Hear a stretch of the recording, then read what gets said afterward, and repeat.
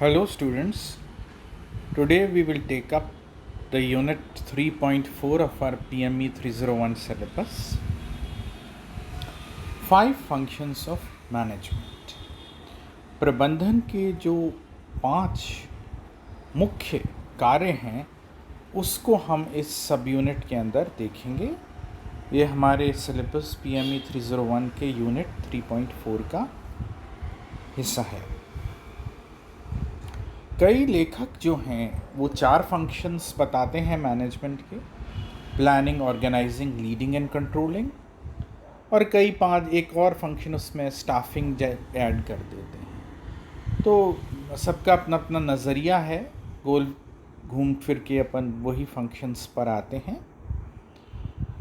सबसे पहले हम देखते हैं कि कून्स एंड ओडेनल, जो कि बहुत फेमस ऑथर्स हैं मैनेजमेंट की कई पुस्तकों की, मैनेजमेंट की कई थ्योरीज़ के, उन्होंने कहा है कि 5 मेजर फंक्शंस जो मैनेजमेंट के होते हैं वो हैं planning, organising, staffing, directing and controlling.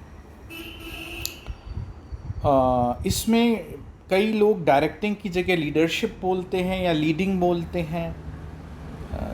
एक से ही फंक्शंस हैं, हम इनको अब डिस्कस करेंगे विस्तार से एक एक बिंदु वार।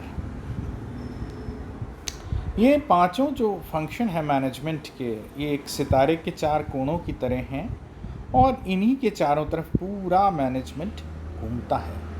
ये फंक्शंस अलग अलग नहीं हैं, आपस में जुड़े हुए हैं, और जो लोग ये सब काम करते हैं वो भी एक दूसरे से इनपुट्स लेते हैं, अपनी आउटपुट्स देते हैं, तब जाके जो गोल सर्कल में मैनेजमेंट है वो घूमता है। जो प्रबंधन है वो इन 5 बिंदुओं के चारों ओर गोले के रूप में देखिए घूमता दिख रहा है। सबसे पहले प्लानिंग। प्लानिंग का अर्थ क्या है? प्लानिंग किसको कहते हैं ये हम डिस्कस करेंगे। प्लानिंग यानी परिकल्पना, भविष्य के लिए सोचना। Planning is deciding in advance. पूर्व में ही हम किसी चीज़ के लिए सोचें,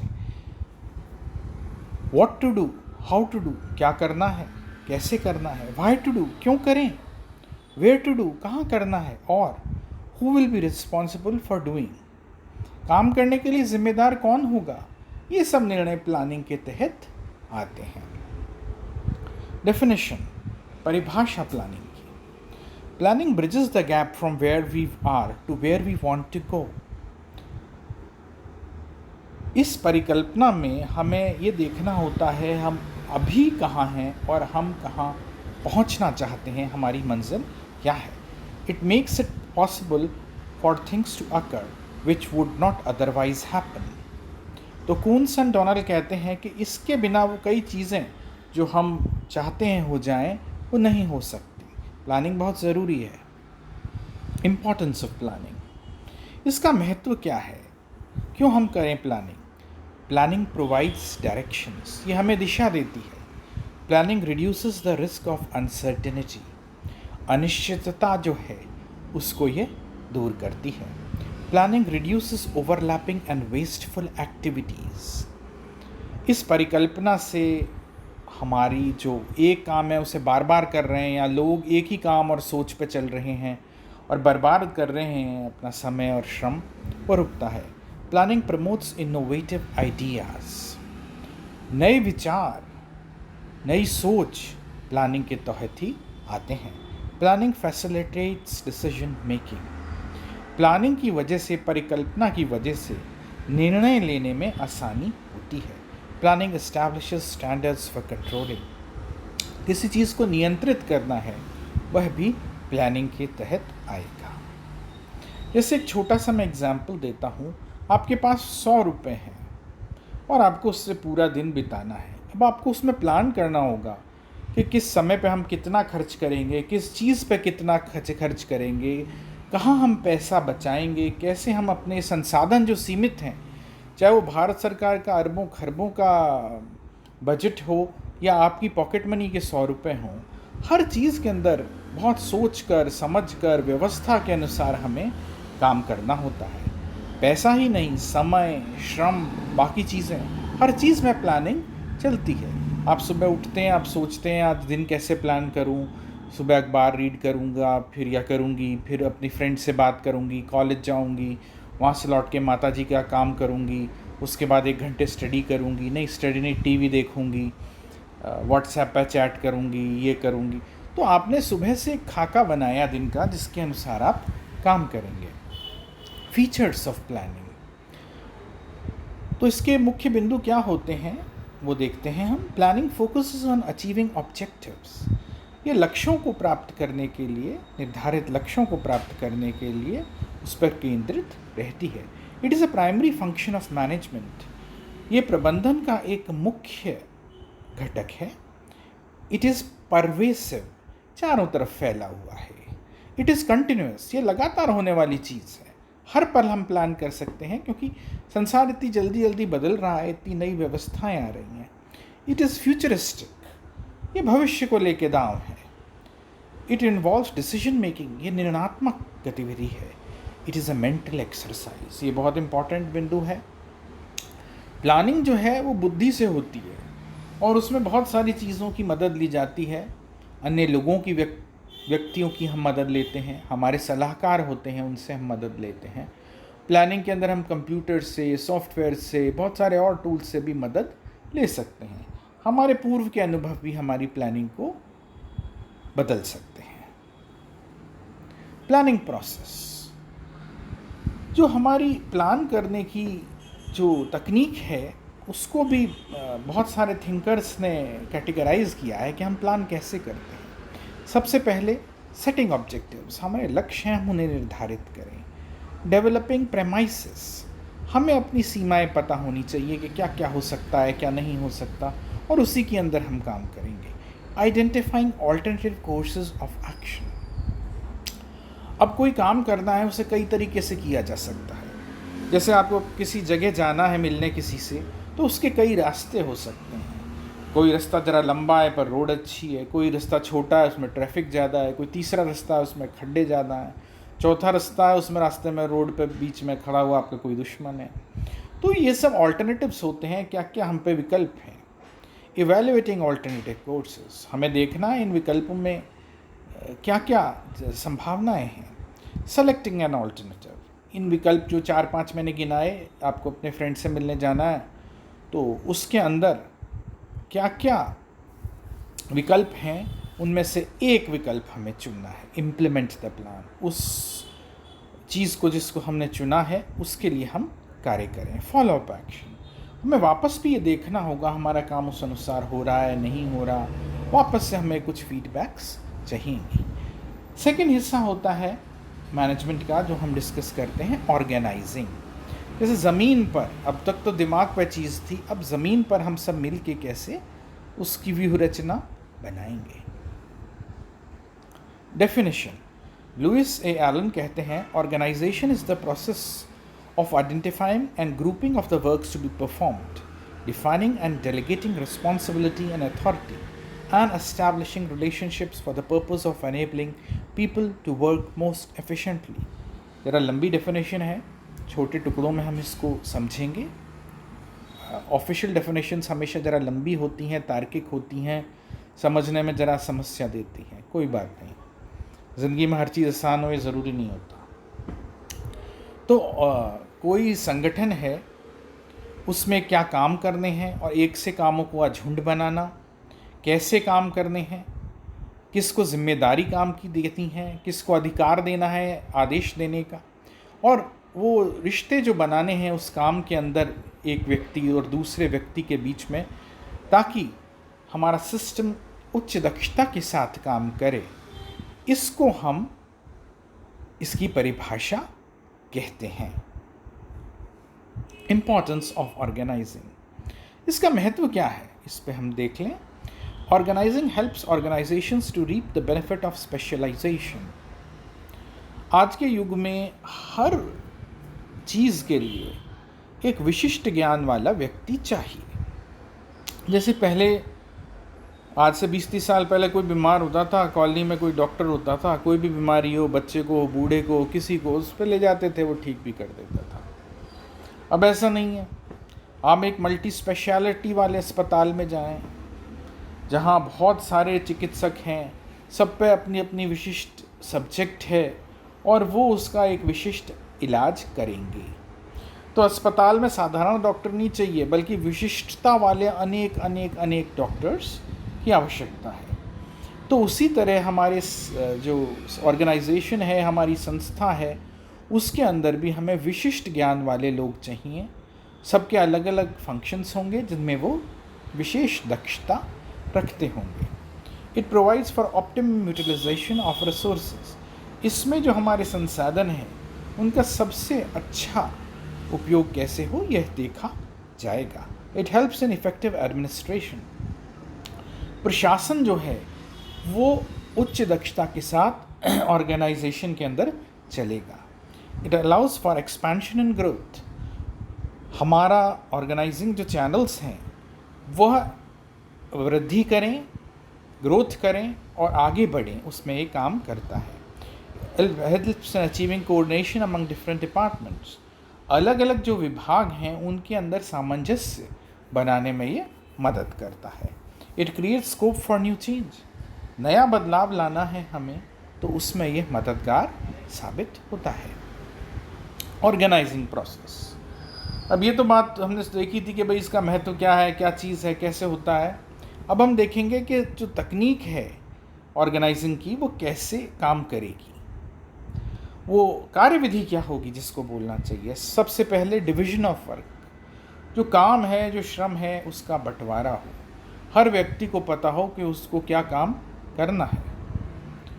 डिपार्टमेंटेशन, एक से काम है उनको एक डिपार्टमेंट में डाल दिया जाए। जैसे हमारा कॉलेज है GWPC जयपुर, उसमें 5 डिपार्टमेंट्स हैं, सबकी एक एक अलग दक्षता वाला विभाग है, सबके अंदर अलग ज्ञान वाले लोग हैं और कुछ लोग हैं जो उनको जोड़ते हैं। ऐसे सब्जेक्ट जैसे कंप्यूटर है या PME है जो सब में कॉमन है, उसको ज्ञान देते हैं। Next, linking departments. कई सुविधाएं, कई चीज़ें हैं जो आपस में सभी को जोड़े रखती हैं। अंतर विभागीय चीज़ें हैं, लॉन्स हैं, लाइब्रेरीज़ हैं, समय अवधि हैं, सब हम उसमें एक गोल सर्कल में काम करते हैं। असाइनिंग ड्यूटीज़, हर व्यक्ति को उसे क्या काम करना है ये बताया जाता है। इसको प्रोसेस को कहते हैं असाइनिंग ऑफ ड्यूटीज़। उसको पता होना चाहिए कि उसको प्रिसाइसली क्या काम करना है। डिफाइनिंग हिरार्कल स्ट्रक्चर, नीचे से ऊपर तक हम एक हिरार्की देखते हैं। मैंने अपने पुराने एक लेक्चर में 2nd यूनिट में बताया था organising structure, organisation structure, flat और टॉल ऑर्गेनाइजेशन स्ट्रक्चर्स वगैरह मैंने डिस्कस किए थे। यहाँ मैं और डिटेल में नहीं जाऊँगा। हमें ये पता होना चाहिए कि किसको हमें आदेश देना है और काम करने के बाद हमें किसको रिपोर्ट करना है। इसको कहते हैं हिरार्कल स्ट्रक्चर। Next, directing. अब पुराने ऑथर्स इस वर्ड को हल्का सा चेंज करते हैं, वो कहते हैं लीडिंग, और नए जो ऑथर्स हैं जो ज़्यादा डेमोक्रेटिक हैं वो कहते हैं डायरेक्टिंग। अब आप देखो, एक आदमी आगे चल रहा है, उसके बाद एक पीछे उसका हाथ लेके चल रहा है, तो एक दिशा मिल रही है। इसको लीडिंग भी कहते हैं और नई सेम्बलेंस के अंदर अमेरिकन ऑथर्स इसको डायरेक्टिंग भी कहते हैं। जैसे कोई फिल्म होती है, उसमें एक डायरेक्टर होता है, वो बताता है किसको कैसे काम करना है, किसका क्या रोल है आदि। डेफिनेशन, न्यूमन एंड मॉरन इसको परिभाषित करते हैं। Activating deals with the steps a manager takes to get subordinates another to carry out plans. तो इसके अंदर एक प्रबंधक क्या स्टेप्स ले, क्या किस तरह से काम करे ताकि उसके नीचे वाले, उसके महातहत जो व्यक्ति हैं, वो जो हमारे कंपनी की संस्था के प्लान्स हैं उनको पूरा कर सकें। इम्पॉर्टेंस ऑफ डायरेक्टिंग, इसका महत्व क्या है, इसको हम देखते हैं। Direction indicates actions to get the desired results in an organisation. तो ये जो दिशा देने की गतिविधि है, नेतृत्व की वस्तु है, जिसे हमने 2.3 में या 2.2 यूनिट में किया था, 3.2 यूनिट में किया था। उसमें हम देखते हैं कि किस तरह से निर्धारित लक्ष्य हमें प्राप्त हों, उसके लिए क्या गतिविधियाँ किया जाएं। Direction attempts to get maximum out of employees by identifying their capabilities. तो ये जो निर्देशक का काम है या नेतृत्व का काम है, वो देखता है कि जो काम कर रहे हैं व्यक्ति, कर्मचारी हैं, उनसे अधिक कैसे उनकी योग्यता अनुसार कार्य लिया जाए। It is essential to keep the elements line supervision, motivation, leadership and communication effective. तो इसके लिए ज़रूरी होता है कि काम को देखना, लोगों को उत्साहित करना, उन्हें नेतृत्व देना और उनके बीच संवाद जो करना है वो प्रभावशाली ढंग से हो। It ensures that every employees work for organisation goals. कोई भी संस्था है उसके निर्धारित लक्ष्य हैं और हर कर्मचारी को उन लक्ष्यों को ध्यान में रख के काम करना चाहिए। जैसे हमारा कॉलेज है तो हम सोचते हैं कि हम किस तरह से अतकनीकी विषयों के अंदर स्टूडेंट्स को ज्ञान दें जिस वजह से उन्हें स्वरोजगार मिले। तो कोई आदमी चाहे वो चौकीदार है, चाहे लॉन मेंटेनेंस कर रहा है, चाहे लाइब्रेरी मेंटेनेंस कर रहा है, चाहे वो आपको पढ़ा रहा है, चाहे प्रबंधन देख रहा है, उसके दिमाग के कोने में लक्ष्य होना चाहिए। Coping up with the changes in an organisation is possible through effective direction. जो बदलाव हमारे संगठन में हमें लाने हैं वो इस गतिविधि द्वारा संभव हैं। Stability and balance can be achieved through directing. स्थायित्व है और जो एक दूसरे के बीच एक तरह का बैलेंस है वो बनाने की गतिविधि इसके थ्रू हो सकती है। फिर आते हैं हम एक्टिविटी में, स्टाफिंग में। स्टाफिंग क्या है? किस व्यक्ति को क्या काम दिया जाए और किस व्यक्ति को कौन सा काम नहीं दिया जाए। डेफिनेशन, मैकफार्लेन कहते हैं staffing is the function by which managers build an organization through the recruitment, selection and development of individuals as capable employees।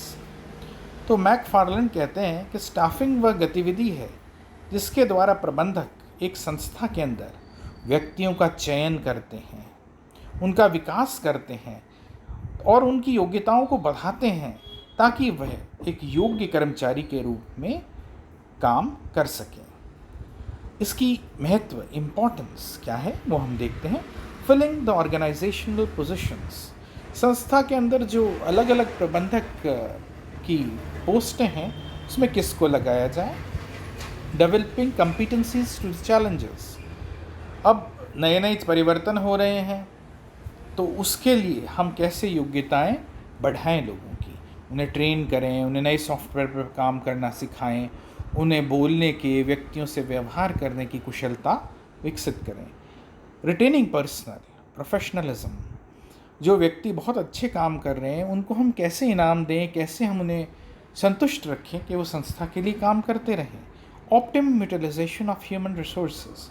जो मानव संसाधन है उसका अधिकतम उपयोग कैसे किया जाए ये इसके द्वारा देखा जाता है। स्टाफिंग प्रोसेस, ये आने वाले लेक्चर्स में भी थोड़ा सा डिस्कस होगा, तो हम यहाँ पे हम शॉर्ट में देख रहे हैं इस पीपीटी में कि व्यक्ति लगाने हैं वो हम किस तरह से लगाएंगे। एनालाइजिंग मैन पावर रिक्वायरमेंट, मानव श्रम की आवश्यकता क्या है इसका हम आकलन करेंगे। रिक्रूटमेंट, हम देखेंगे कि किस व्यक्ति को बुलाया जाए इंटरव्यू के लिए, रिटन एग्ज़ाम के लिए, चयन के लिए। सिलेक्शन, हम उसमें से कैसे चयन करें किसका। प्लेसमेंट, किस व्यक्ति को किस पोस्ट पे लगाएं। ट्रेनिंग एंड डेवलपमेंट, कैसे उसकी योग्यताओं को आज के अनुसार, समय के अनुसार, आवश्यकता के अनुसार बदलें, चेंज करें, सिखाएं। परफॉर्मेंस अप्रेजल, वो कुछ समय से काम कर रहा है, उसका काम कैसा है, उसको प्रमोट करें या उसको हटा दें, उसकी तनख्वाह बढ़ाएं, घटाएं, क्या करें, ये सब परफॉर्मेंस अप्रेजल में है। अब आता है कंट्रोलिंग। कंट्रोलिंग का मतलब हिंदी में नियंत्रण। आप देखें इसमें एक ऊपर सीढ़ी पे आदमी जो बैठा है वो नीचे सीढ़ी पे बैठे लोगों को किस तरह से कठपुतली की तरह नियंत्रित कर रहा है। उस व्यक्ति को पूरी तरह नियंत्रित नहीं करना होता, उसे कुछ आज़ादी भी देनी होती है काम करने के लिए, पर उसको संस्था के जो गोल्स हैं उसके अंतर्गत ही काम करना होता है। इसको कहते हैं controlling. Definition, Terry and Franklin इसमें अपनी डेफिनेशन देते हैं, आप देखें। Controlling is determining what is being accomplished, that is evaluating performance and if necessary applying corrective measures so that performance takes place according to plans। नियंत्रण है, इसमें देखना है कि हमें क्या तो लक्ष्य प्राप्त करना है, हमें लोगों की कार्यशीलता का आकलन करना है और आवश्यकता होने पर हमें करेक्टिव मेजर्स यानी उनको सही करने के कुछ स्टेप्स लेने हैं, ताकि लोगों की दक्षता जो है वो बढ़े और वो जो हमने सोचा है उसके अनुसार ही कार्य करें। तो ये था हमारा पीपीटी प्रेजेंटेशन, प्रबंधन के अंदर जो चीज़ें हैं उनको डिस्कस करता हुआ। धन्यवाद।